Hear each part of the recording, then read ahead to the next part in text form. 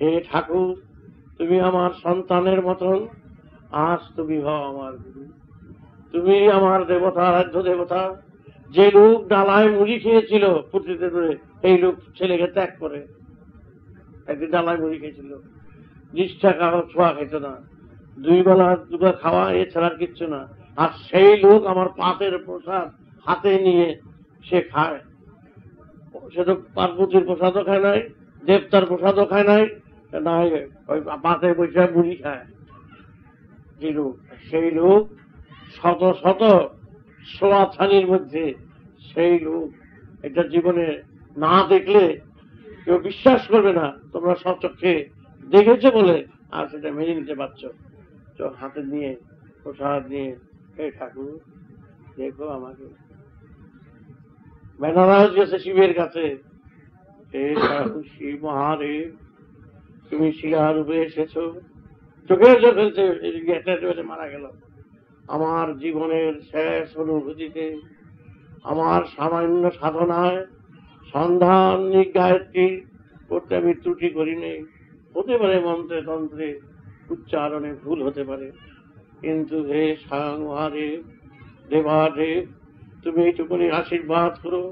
যার চরণে আমি স্থান নিয়েছি তাকে আশ্রয় করে যেন ওই অনন্ত মহালোকে যেতে পারি, তুমি এই আশীর্বাদ করো।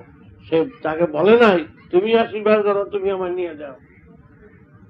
সারা করে চোখের জল ফেলে লাস্ট, আর আমি থাকবো না, উনি আমাকে পাঠিয়েছেন যে তুমি আর ফিরবে না, তুমি চলে যাও।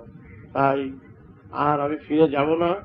তিনি নির্দেশ, তোমার চরণে তোমাকে স্মরণ করে তার আশীর্বাদ নিয়ে আমি যেন মহালোকে চলে গিয়ে তার তত্ত্বকে যেন উপলব্ধি করতে পারে। তার তত্ত্বকে উপলব্ধি করার জন্য যাবে। সে তার মুক্তি কামনা সে করে নাই। তার যে গভীর তত্ত্ব, মহাকাশের তত্ত্ব, সৌরজগতের তত্ত্ব, একমাত্র তিনি অবগত হয়েছেন এবং তিনি সংস্কার মুক্ত। আমি যেন তার তত্ত্বে ডুবে থেকে যেন তার অমৃত রস পান করে যেন মুগ্ধ হয়ে থাকি। হে ঠাকুর, হে গুরু, হে স্বয়ং মহাদেব এবং সব দেবতাদের কাছে ইহাই বন্ধনা করে দিয়েছি, আমাকে মুক্তি করো, মুক্ত করো। আমি যেন তার অমৃত তত্ত্বের কিছু যেন মধুকর হয়ে থাকতে পারি, ইহাই আশীর্বাদ। তার 6 দিন করে মারা আর কি চাও তোমরা? আর তোমাদের কাছে আইছে, তোমাদের কাছে নির্যাতন, দ্বন্দ্ব, লাঞ্ছনা, গঞ্জনা, কোন আদেশ, কোন উপদেশ, কোন নির্দেশ ঠিক মতন করতে পারি না। বলতে গেলে উল্টা পুল্টা বোঝো, উল্টা পুল্টা কাজ, উল্টা পুল্টা তা হবে। প্রেতের নৃত্যে অস্থির হয়ে পড়েছে, বিদেহীর নৃত্য চর্চা। মানুষ বেঁচে এক নৃত্য, মরে গেলে আরেক নৃত্য, বেঁচে থাকলেও বিদেহীর নৃত্য। আমার সহজ সরল, আমার তত্ত্ব, আমার নির্দেশ মেনে গেছে শিশু বয়স থেকে হাজার হাজার হিন্দু, মুসলমান, খ্রিস্টান এবং হিজড়া অব্দি সবাই এক সুরে মেনে গেছে। তারা আজও মুগ্ধ হয়ে রয়েছে।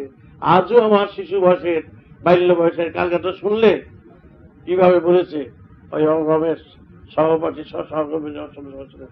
রমেশ যখন বলে লেখাপড়া তো কিছু জানে না, রমেশ যখন বলে জ্ঞান হারিয়ে ফেলে, মুগ্ধ হয়ে তার জীবনের সেই ঘটনাগুলো, আমার সংস্পর্শের ঘটনাগুলো তাকে অভিভূত করে দিয়েছে। নিশ্চয়ই টেপ রেকর্ডে কিছু তুলেছিল, হ্যাঁ, কিছু সবটা তুলে নাই, অবধূত হয়ে গেছে। কেউ যদি শুনে গৌরত্ব করে আশ্চর্য, ওয়ান্ডারফুল, এই হয় না কখনো, এই শোনা যায় না। সে যে সম্পূর্ণ প্রত্যক্ষ অনুভবের ভিতর দিয়েছে, সে জীবনকে কাটিয়েছে, কথার ভিতর দিয়ে তার জ্ঞান থাকে না, চোখের জল ফেলছে। গান জানতো না, এই গান করে, কারণ অনিষ্ঠা সহকারে সেটা কালো বলে গেছে। ঠাকুর, জীবনের প্রথম থেকে তোমার চরণে ঠাই দিয়েছ, শেষ বেলা যেন তোমার চরণে আশ্রয় নিয়ে যেন আমি জীবনের শেষ নিঃশ্বাস ত্যাগ করতে পারি। ঠাকুর, তুমি ইহাই কৃপা করো। আর যতদিন জীবিত থাকি আমার ধ্যান, জ্ঞান, প্রেম তোমার আদর্শকে যেন সবার কাছে তুলে ধরতে পারি, বিরক্তিবিহীন, রাগ না হয়ে কারো যেন সবার অপমান, লাঞ্ছনা, গঞ্জনা, তুমি যে শিক্ষা দিয়েছিলে 1936-এ, সেই শিক্ষার কথাই আজও আমার জীবনের প্রতি মুহূর্তে সূর্যের মতন ভেসে আছে। তা দেখ রমেশ, তুই রাগ করিস নি, অপমান সহ্য কর। রাস্তায় ঘাস তো দেখছিস সবার চরণ তলে আছে, কিন্তু সে আজও সবার কাছে মাথা তুলে আছে, তাকে কিন্তু কেউ পদদলিত করতে পারছে না। তুই ঘাসের মতন অপমান, লাঞ্ছনা, তাই জন্যই লিখে গেছিল তৃণাদপি শুনি চেন তরুরোপি সহিষ্ণু না অমানি না মানো দেন কীর্তনীয় সদা হরি। তীরের মতন তৃণাদপি শুনি চেন, তরুর মতন, তীরের মতন, ঘাসের মতন হও, পদদলিত হও, এবং বৃক্ষের মতন তরুরোপি সহিষ্ণু না, বৃক্ষকে কর্তন করছে, সে কিন্তু ব্যথা পায়, উহা করে না। আচ্ছা, আমাকে নিয়ে যদি কাজে লাগায় তবুও আমি মনে করব প্রকৃতির মহারাজ, আমার দ্বারা যদি উপকার হয় তবে সেই ঠাকুর তুমি মুক্তি করে দিও, এই কামনা করে গাছ। মাননীয় মানব যেন, অমানিকা মানব যেন, যাদের মান নাই, যাদের লাঞ্ছনা গঞ্জনায় চলে গেছে, তাদের মান দাও, তাদের তুলে ধরো, আমি যেন তাহাই করতে পারি। রমেশকে এই শিক্ষা দিয়েছিলাম 1936-এ। রমেশ সেইটাই সূর্যের মতন করে চলছে।